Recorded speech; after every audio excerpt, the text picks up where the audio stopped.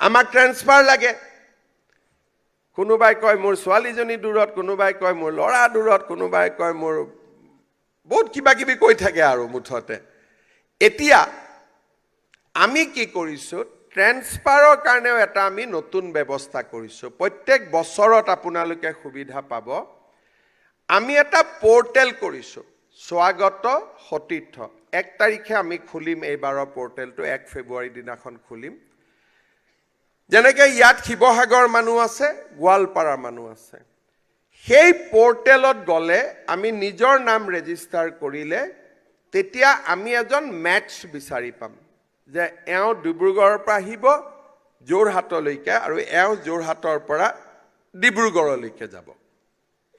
সকলোৱে মেচ নাপায় কিন্তু